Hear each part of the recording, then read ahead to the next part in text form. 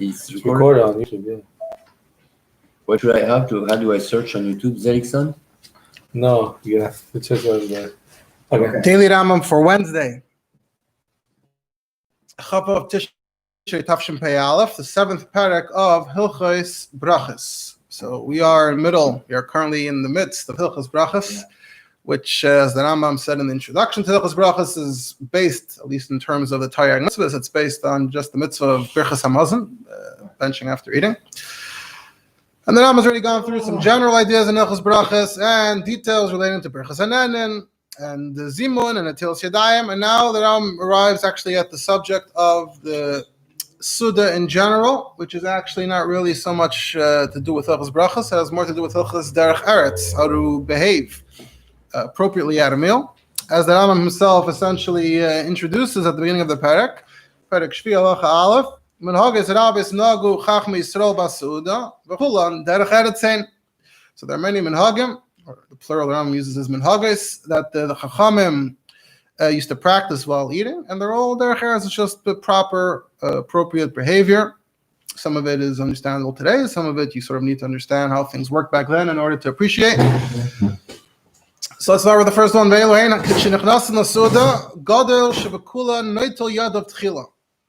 So when you enter the meal, so the greatest among them, whoever the greatest is, he washes his hands first.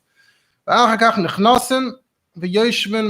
then they all enter, and then they all recline, because that's the kind of meal we're describing here, done in the old Middle Eastern manner. So they're all reclining. So the greatest sits reclines in the main spot. And then next in rank is below him, to his feet.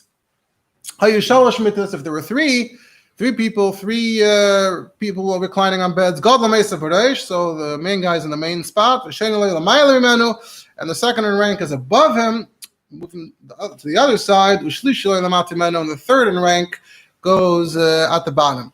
Okay, so what's going on over here? So let's elaborate a little bit on that. So the Kesef Mishnah says the source is the Gemara and Brachos in Perek Shleisha Sha'achlu. There's an interaction between the Reish Galusa and the Rav Sheshas. Reish Galusa tells Rav Sheshas, even though the Rabbanan are kshishi, even though you're elders, means you're sages, but he says the Persians, some of the background, some of the context for Gemara is the Persians, how the Persians behaved. So it was the Persian Empire, even though they lived in Babel. So he says the Persians, they're better at Tzarchei Suda. They have the whole Suda manners, etiquette, they have it all worked out. This is what Reish Galusa tells Rav Sheshas, that when you have two beds, the Gadol is in the Reish, and the second in rank is above him, is to his head, not to the opposite of what we said here. So the Gadol is leaning on him. No, they're separate beds, but just located. He's leaning on his left, he's facing that way, and the second guy is to that side. When there's three, then it's the way it's described here. The Gadol is in the middle, the Sheni is Lamayla, and the Shlishi is Lamata. So Rav Shesha says, why is that such a great arrangement? In the case where you have two people, and the Gadol is over here, and the person who's second in rank is over there, and he wants to have a conversation with him in the middle of the meal, how is he going to talk to him? He can't face him. He doesn't see him. He's facing this way when you're leaning on your left side. You're facing this way, and the person's. How about talking to him? Yeah, that's a different. We're going to get into talking. We're going to mention that a bit later. But let's say it's appropriate to talk. Yeah, you're not actually speaking, but you want to have a conversation. So what are you going to have to do? You're going to have to sort of sit back up and turn around to the person to your side. So Reish Galusa said that's not a problem for the Parsai. The Persians have it all figured out, because the machvalahu b'mochik, they use sign language, they make signals, so they don't have to face each other. They have a different way of communicating. So Rashi sort of spells it out, this idea, as we sort of acted out already, that lamata means to your feet, lamayla means to your head, and all of that. And so that explains the conversation. So, the idea being is always, we're going to have it later also. You want to be mechab the Gadol. The Gadol usually will be mentioned, I think, in Hilchos Talmud Torah, about the Gadol walking in the middle, and the Sheni is to his right, and the Shlishi is to his left. So this is along those lines. We're just trying to figure out where it's best, where it's most appropriate to put the person when there's two, and how it's best to set them up when there's three. And so that's how the Persians had it set up. So ideally, the gadol should be to the right, and the other guy should be to the left. What about the conversation? They can figure that out. And then what about the Mayim Rishonim? So it's also part of the conversation. Who washes Mayim Rishonim? Apparently the Persians, it was just part of normal practice. You wash your hands before the meal. So where do you start? It says Min HaGadol. So Kasmisha says this is Rav Sheshes asked the Rish Galusa. Now he asked them in turn, where do the Parsiim start Mayim Rishonim from? From the Gadol. So he says, so the Gadol means the Gadol. So now the Gadol washed his hands, and now he's sitting around waiting for everyone else to wash their hands to start eating, because you're all starting the meal together, and now he has to sit around. He says, no. This is, we know from the Seder Gadol Shal Pesach that everyone has their own table. So as soon as he washes his hands, they bring him his table. And everyone in turn, when they wash their hands, they got their table. She said, okay, very, very nice and well. Interesting to hear. What's covered? What's covered for the Gadol? What's first? Apparently, you're washing one at a time. And just like today, mostly, you wash one at a time. That's the assumption. And we're trying to figure out what's the more b'chavadik for the Gadol. That's just how things were. They each one had their own table, but the sink is one sink. Apparently, that's the assumption. So Shesha said, anyway, I know Masnisa. We have a price that also talks about these exact same things, but there it says that everything's the same basically. Mayim Rishonim Eschil Min HaGadol, Shalosh Mitas, what we said over here. But the difference is that when you have two mitas, we put the Gadol at the bottom. We put the Gadol on top, and this is Sheni, the next guy at the bottom. So that's the background to this halacha. Interesting background. So the Ketz has a question though. The Rambam said that the Gadol Neitel Yad of Tchila, and he never mentioned anything about the table. The table seemed to be a key thing in the conversation in the Gemara. If the Gadol won't get his table right away, and the Gadol is just sitting around, waiting for something to happen. Why didn't the Rambam mention that distinction? So he says it could be that was all part of that conversation between the Ishkalusin and Pish. But then Rav Sheshes just quoted a brisa, and the brisa just said, "Mayim Rishonim Eschil Min HaGadol." Didn't give any chilukim. So so if Rav Sheshes knew this Masnisa the whole time, why did he ask that question to the Ishkalusin? He was just curious. He was just curious what they had. Ishkalusin was saying the Parsai have it all figured out. So he was wondering how they addressed that question. But the Fum Kushta, Libre de Emes, apparently we don't care if the Gadol is going to sit there and wait. It's still more b'chavadik for him to wash first. And we follow that, and that's it. That's why the Rambam ignored that part of the conversation. We don't follow. So I'll get to the Shulchan Aruch in a second. And regarding the order, why we talk to follow the brisa for the order. So the sheni is lamata. So that way, if he wants to talk to him, since we're not being machav b'machav, we're not doing signals. So put the sheni lamata, and then once you have two people, then it actually makes more sense to put the second guy over there, because either way, the Gadol doesn't have to sit up to talk to somebody. So if the Gadol has to sit up to talk to somebody, it might as well be for the sheni and not for the shlishi. So we make it easier to talk to the shlishi and a little more difficult to talk to the sheni, and that way the sheni gets a little more covered. That's how we resolve this difficult issue. Now you look in Shulchan Aruch. So in Shulchan Aruch, this whole discussion got shranked, by a lot. So you look in Siman Kuf Samachei. This is in Hilchos and Tilas Yadayim. So there's in Shulchan Aruch, it's called Din Ha'eset Tzracha V'Rei Tzalacha. It's buried in second. If there it says, "In Rambam is Subin Besuda Hagdoya Habesuda." If a lot of people add a suda, the Gadol washes his hands first. That's the detail the Shulchan Aruch mentions. The Rosh's custom was that he used to wait till the end. Shleila Hafsik. The Rambam doesn't mention Hafsik at all. We'll get to that in a moment. And Shleila Dab, he didn't want to have any interruption. That was what he preferred, so he waited to the end. This line in the Mechaber is in short, based on what he wrote at greater length on the Torah. And Beis Yosef, he writes that same question. Rav Sheshes asked the Rish Galusa, why should the Gadol sit around and with the table? Okay, fine. But he says, Lafiza Achshav, we don't have small tables, so the Gadol shouldn't wash first because he's going to end up sitting around. But the Brachos said Baschil Min Agadol, so it's not like he said over here in Kesef Mishnah, Mashma always. Apparently If he's being young Moitzi, the oil with Hamoitzi, he should be the last one then to wash. Everyone should be sitting on the table waiting for him. Why is it relevant? I'm saying that we're going That's to say what that. we do today. Yeah. Well, no, well, not most people today are not Yotze with the Hamaitzi, but back No, then I'm for saying sure, they yes, know, but yes. You have to, the person chalas, Yeah. right? So We're actually going to get to the question of who is being Maitzi. That might not be the Gadol, maybe it's by default it's the Balabayas. If there's a Gadol, we're going to get to that, but I don't know if that applies to this detail. So the Beis Yosef mentions that first of all we don't have these small tables anymore, and in that case, halacha should be according to that conversation. Then he quotes what he said over here. The Rambam didn't mention the whole table thing, so it sounds like we just go with the Brisa.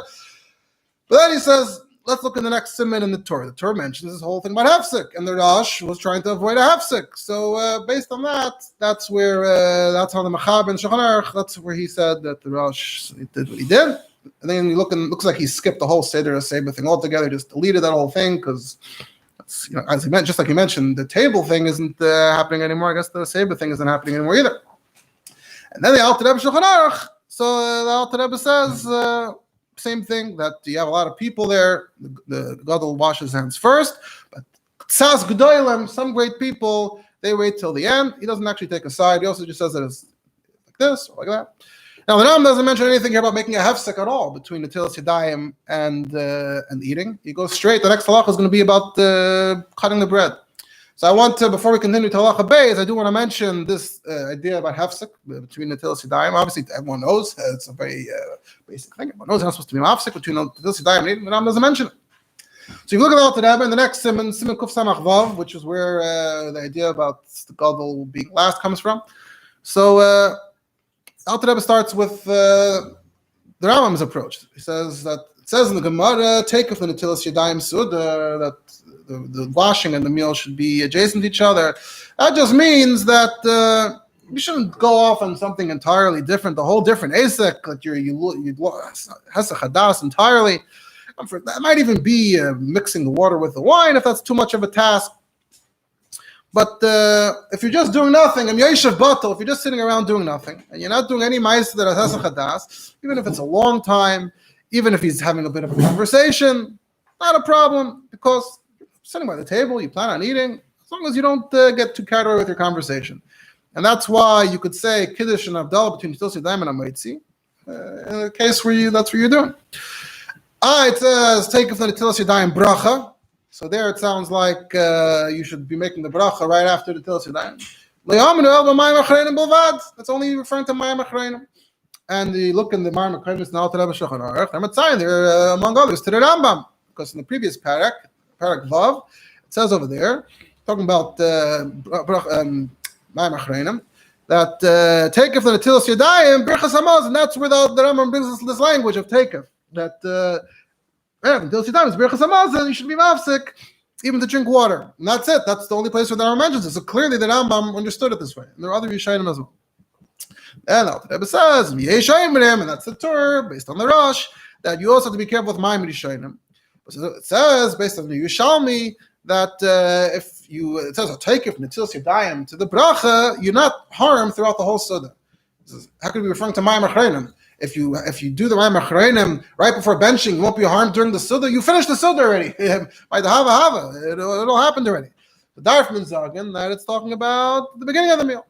So that's where that idea comes from, to be makbid at the beginning of the meal. Because even then, you don't have to be makbid so much. It shouldn't go off into a different topic, but Sicha Ba'alma, a few words is not a hafsek, and even Mayim Achreinim, and for sure you can answer yes or no. So still, according to the Alter Rebbe, it still seems like it could be comfortable in schmoozing a bit between Netilas Yadayim and Ha'ara, and Alter Rebbe Shulchan Aruch is saying the Alter Rebbe Siddur, the language is even stronger. It says, Tzarech li'zar melasiach ben sayma afilu sicha kala, and they quote from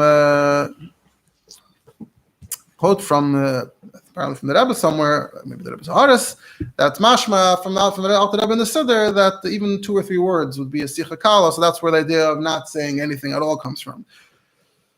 Then the Alter Rebbe gets into what is considered a hafsek, what's not considered a hafsek. One thing the Alter Rebbe mentions is that it says ha'olam nagu loimer mizmar Hashem rai.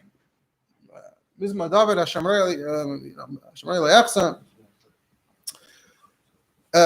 between the Tzilas Yadayim and Hamaitzi. So what's up with that? It says V'yesh Lam Naleim Schos, because it says sometimes the hands aren't clean before washing, and it's part of the Suda. It's not considered hafsek. So you say before washing your hands are dirty. First you need to wash your hands, so you can say Mizmer Hashamrei, Hashamrei hafsek.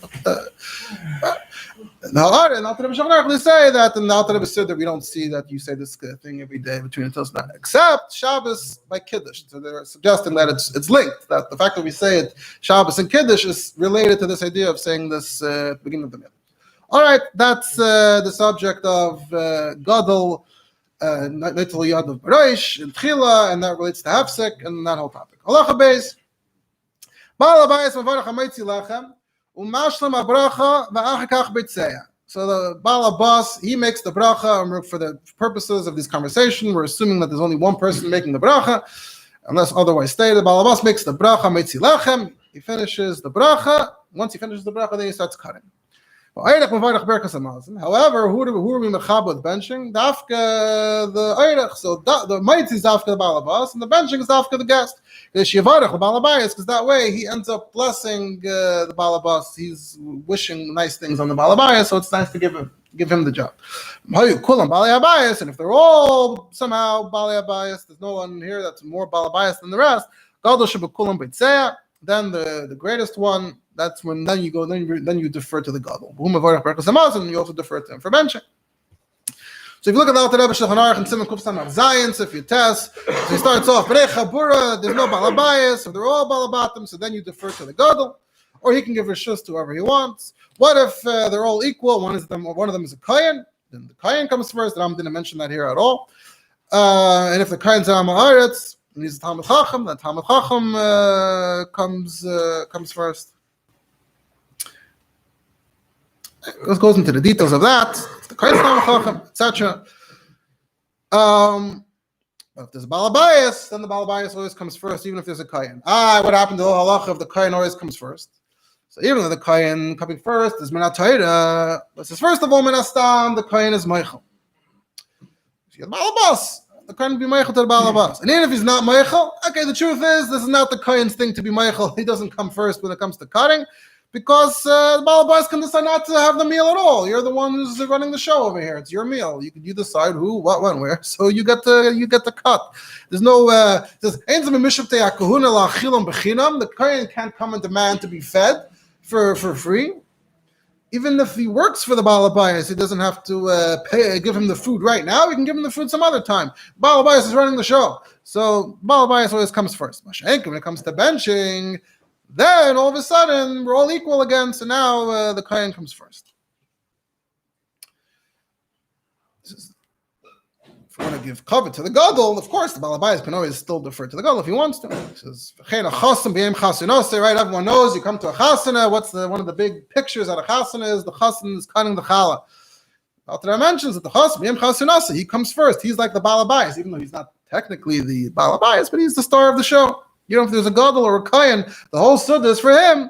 So, and he can push it off. The chassan wants to call off the wedding, it's really all up to him. So he has kadima.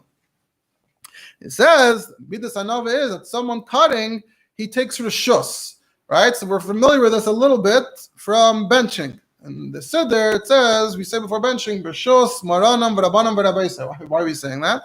It's coming from this concept. So mentioned in Shulchan Aruch that Gabi cutting the bread, you say reshus from everybody, as if they're greater than you, and as if they should be doing it, and same for benching. But he says when it comes to Kohen, you can't just say Bereshus. You actually have to make sure the Kohen gave you Bereshus.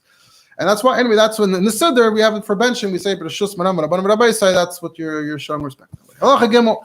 Ein abitzei rashel leftzaya ad sheyaviu melach velifton lefnei kol echad ve'echad. So even though the person in charge, he's running the show, but he can't start getting underway until everyone has whatever salt, whatever dip they're going to be dipping their bread in, because that's in order to eat, you need to have that in front of you. Unless for some reason they wanted to eat dry bread, hard to imagine why, but okay, that's the case. Then don't wait. And you shouldn't cut a small slice. It makes you look stingy. This is all derech eretz. Not a slice that's larger than the size of an then it looks like you're overeating. On Shabbos, you do cut a large slice. That's the covenant of Shabbos, to cut a large slice without regard for how big it looks. And you only cut from wherever the bread is well done, assuming that it's unevenly done. So if you look at the Kesef Mishnah, so there's a story here that Rabbi Bar Shmuel was in the house of the Reish Galusa, and they brought bread, and he cut it right away. And they said, what happened? Rabbi Bar Shmuel, you're the same one who said the whole halacha that the Beitzeiah shouldn't cut until everyone, and then you yourself not following your own prescription. So he said the famous line is used as an expression, Leis dein tzarech beishesh. It's used as an expression in halachic writing that something doesn't need. Well, I'm not sure how it's used. It could be it's meant to use. It's meant to mean that as an expression that no hesitation. It's obvious. So there, what does the word beishesh actually mean? So Rashi says beishesh means waiting. That this doesn't need waiting. I don't need to wait here for this bread. And the Kesef Mishnah says, looks like the Rambam holds like the Aruch, that Beishish is actually the name of the dip itself. That this one doesn't need Beishish, doesn't need lift on. I guess this is a bread, it doesn't need the dip. And I wasn't planning on eating it, so why should I wait? If you look at the Alter Rebbe Shulchan Aruch, so he says the same thing. In Simon Kos Samach Zayin, you shouldn't start making the bracha until they bring the malach or the lift on. It's kfei da bracha. You make the bracha when you have what you need. And it's better to sit around and wait and not make the bracha until everyone has what they have. He says, if it's a pas nakiya, if it's clean bread, or it's already has some spices in it, or it has salt in it, ke'ein shalon, like the bread we have today. The bread we have today, the Alter Rebbe is already mentioning a difference in reality. The bread we have today is generally assumed to be good on its own. You can put things on it if you want, but it's not like you automatically, the second you take a bite, you have to dip it in whatever. So it's fine. If you want to wait, you can wait. If not, then the Alter Rebbe says, the minig is that you should always have salt on the table. And the chil is like a carbon. And there's this idea that when the Yidden are waiting for others to wash their hands, they're not doing any mitzvahs. Everyone's just sitting around. And the Sultan is mekatrig. And the one thing that saves the Yidden is the salt. So that's why you have to have the salt. The Bris Malach, you have to have the salt on the table. He mentions the pikabala to dip the bread 3 times in the salt. Fine. What else do we have? Also, the other thing we have here in this halacha was about cutting a large slice on Shabbos. So that's also a Maaseh in Gemara Shabbos. It says that Reb Zera cut a slice that was large enough for what he was going to eat that entire meal. He lopped off this large slice that was enough for his whole meal. So Ravina said to Rav Ashi, does not look like Rav Sanusa. It looks like someone, Rav Anusa. It looks like someone who's, like we said, like over here, a glutton, someone who's so hungry and he's overeating. So he says, no. He said, since he didn't do that every day, he only did it on Shabbos. So it's clear that it's not this kind of behavior. And the Kesef Mishnah also quotes us the Maseches Derech Eretz. For those familiar, the end of Maseches Avodah Zarah and the Shas is the Maseches Ktanas. So some of these details, even though most of these quotes from Gemara, but there's also Maseches Derech Eretz that has all of these types of halachas all in one place. It's like a post. It's not from the time of Mishnah. It's probably from the time of Gemara, time of the Goenim. They put together these halachas. So it says over there that holding a slice that's larger than a kibetza is itself like a rapsin. Anyway, Alter Rebbe and Hilchos Shabbos, Simon Yishayin Dal, Taka brings us halacha that it's a mitzvah on Shabbos to cut a large slice for the whole suda, because it shows that you're excited about the suda of Shabbos, and you want to have a big suda. And even though in the weekday you shouldn't do it, but since you don't do it, same logic. Lacha Dalet, mitzvah and amuvchel of tzayim mikikr shlema. So that's number one. Mitzvah and amuvchel, you should cut from a shlema. What if you have a shlema, but it's a barley? You have wheat, but that's only a slice. So maniach prusa b'tech shlema u'beitzeh mishtein. You take the slice and the shlema together, and you cut from both. That way, you're getting both benefits. It's wheat and it's complete. And here the Rambam mentions about lechem mishnah, what we call lechem mishnah. On Shabbos, you need to have 2. You hold both, and then you just cut one of them. That's how you do it. Now, we're not going to get into the first part of this halacha with the shleima and the prusa. You have in Simon Kuf Samachas. That's a topic that Rabbi gets all into details. I just want to quote from the Kesef Mishnah here regarding Shabbos and Yom Tov that it's Gemara in Shabbos. The Gemara says that Shabbos you have to have two kikris, as it says Lechem Mishnah. So the idea being that Lechem Mishnah of the Mon, so Lechem Mishnah on Shabbos, two breads. So Rashi says I saw that Rav Kahana was holding two and he cut one. What's the story with that? Or so he said that it says liktu lechem mishnah. Liktu means gather double bread. So that means that on Shabbos you have to hold the double bread, but it doesn't say cut lechem mishnah. So that's why you hold two and you cut one. And where does Yom Tov come from? The more doesn't mention Yom Tov. So the Kesef Mishnah says the whole reason goes in Lechem Mishnah. And why did we have Lechem Mishnah on Shabbos? Because you're not supposed to be going out and gathering on Yom Tov. So Avad, the same thing happened on Yom Tov, even though it's not spelled out clearly. Sure, they had the same arrangement when Yom Tov came. So that means again that there was also Lechem Mishnah extra on the day before. So there's the same halacha, Lechem Mishnah on Yom Tov. Halacha. Person cutting places a slice in front of each person, and then each person takes it with his hand. So he's not putting it in their hand; he's putting it on the table, and then they pick it up. He doesn't put it directly in the hand unless the person is an oval is in mourning. That's a sign of avelus. Oh, again, derech eretz. And then once someone has a slice, then the person who cut sticks his hand out first and takes a bite. And everyone else can't take a bite until the person who made the bracha takes a bite. And he can't take a bite until they finish saying Amen. And if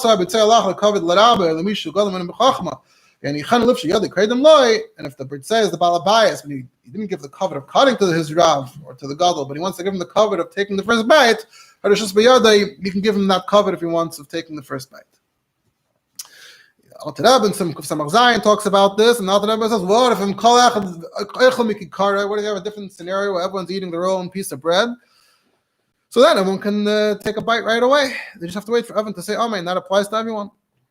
And Shabbos and Yom Tif, if everyone has their own bread, then everyone will have to have their own Lechem Mishnah. It goes off into those details. So why are you waiting again? But Manash, are you being yoisted with the head person's Homnick? Yeah. Oh, you are. That's it. Well, that's what we have to. The first person takes the first bite, no, and then he gives it out. Right. You take a bite. I think that's what we end up doing. Yeah, but the way it was described here is the derech eretz that everyone gets a piece, and then they can all start eating at the same time. But he goes just slightly before them. Halacha vav shnayim amtinim zel lezeh b'ka'ara. Now we're going to talk about other details, not that I just relate to the middle of the meal. Shnayim amtinim zel lezeh b'ka'ara. So if two people are eating out of the same bowl, they wait for each other. One doesn't get ahead of the other. Shleisha, they keep at the same pace. They're eating together. Shleisha im amtinim. But if you have three, then the way it works is like this. Gamru men shnayim.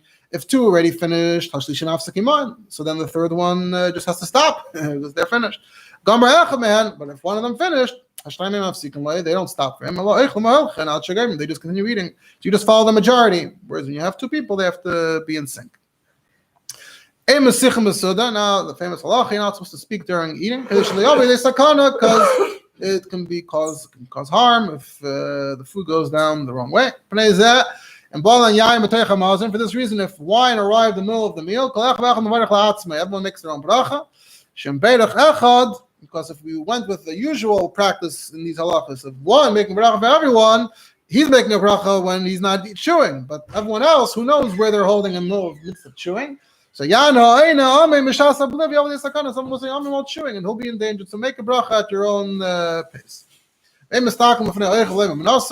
You're not supposed to stare at someone who's eating or stare at his food. Just puts them on the spot. It's not nice. If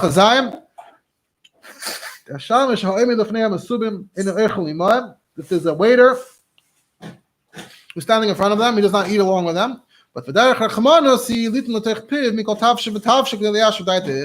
The right thing to do is to give him a snack of something, of each thing, so he feels okay.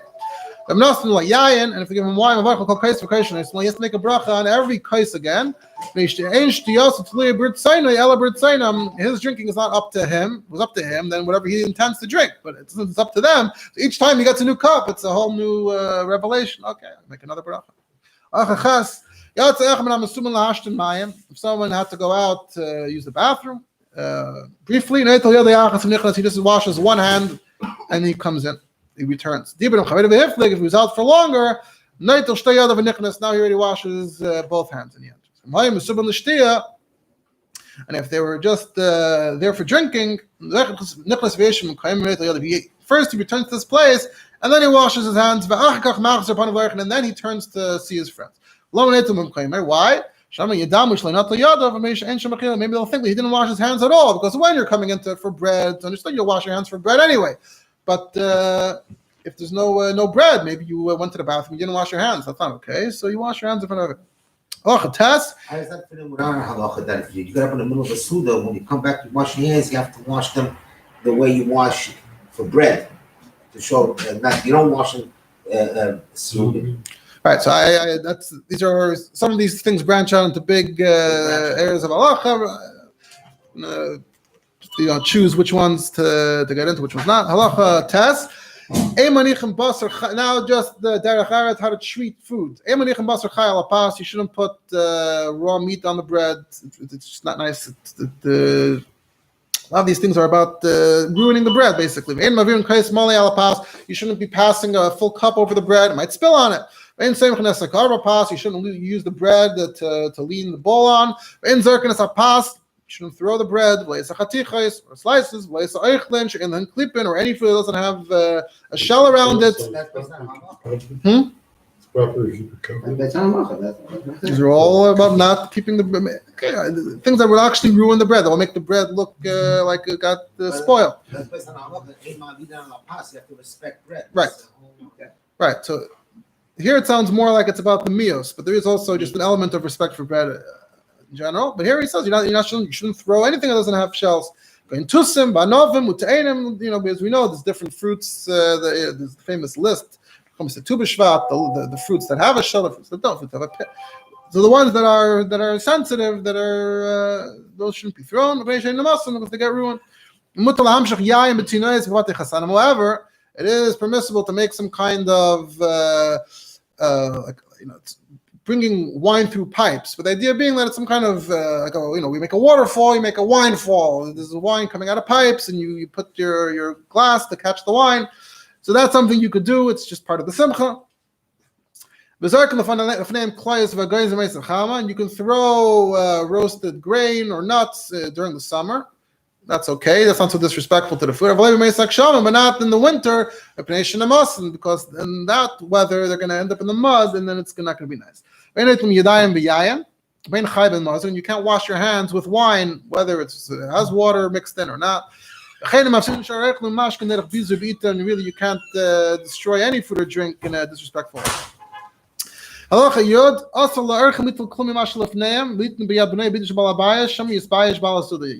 you're a guest in someone's home and the children are not sitting at the table, they're not invited to the meal, it's just the balabas with his friends, you can't on your own decide to start feeding the balabas's kids, because you might end up embarrassing the balabas. Maybe this is all he has. You're giving away your portion, and then there won't be anything left. Because the Mishnah says it's a Gemara. Gemara says it's a Maisa. It was a Shnei Batzeiros, was a famine. A guy invited 3 guests, and all he had was Kisholish Beitzim. He had 3 eggs. And the son of the Balabas, he was hungry, so he went to the first one and took his portion, and he went to the second and to the third. And the father found his kid is eating one, and he's holding the other 2, and the father got so furious that he knocked him into the ground, and the child died. When the mother saw what happened, she went and jumped from the roof. And when that happened, he went and jumped from the roof. So a whole colossally disastrous story, all because they fed the kid. So you never know what the Balabas has or doesn't have. So don't make decisions that can put him in an uncomfortable position. And the same goes for the second part of the halacha.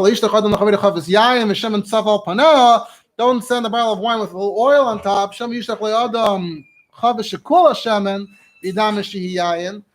Someone will send them a barrel full of oil, but he'll think, no, there's really, it's only wine. Shem shall open up, just a little oil on top. I have a barrel of wine. B'zam or achim, they'll invite guests to enjoy the wine, and then the b'yizbayish. Also a story where it says, Maisa, there was a guy who sent chavish shel yayin with oil, and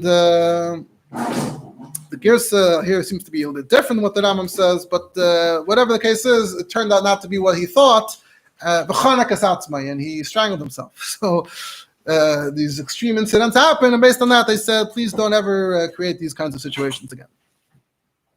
And anything that can result in embarrassment. That's now we're getting to the end of the Suda and the Perek. Before you wash your hands, you have to clean away the crumbs. There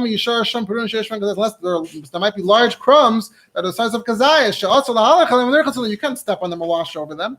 But crumbs that are smaller than kazayas, that you can just get rid of. You don't have to be careful. They bring the water for the person benching for everyone, as we said, it's one person doing it for everybody. He was first, so he shouldn't sit there with dirty hands. And everyone else waits at the end, one after the next. And there's no giving cover to each other. When you're on the road or when you're on a bridge, you don't say you first. Unless you're walking into a normal door, then you say you first. Once they wash and they dry their hands, they bring the spices that they used to bring afterwards to smell. He makes the bracha. If there's wine, they bring a cup. This is what we call the bracha, that the bracha on the benching, and bring the psalm. He holds the wine in his right hand, psalm in his left hand. Some smile. Then he makes the brachas afterwards. If the psalm had some good oil, then he smears it on the head of the waiter. The then smear it on the wall. We learned in Hilchos that the Talmid Chacham shouldn't go out with perfume. Asked halacha, even though benching does not require wine, but if you follow the practice we just said of benching with the wine, to wash from inside, from the inside, to wash from the outside, and you fill it with undiluted wine. We get to the second bracha, you pour some water in. During the bench, so it's actually good for drinking. You don't speak. Everyone's quiet until it's all over. And they drink. Yeah.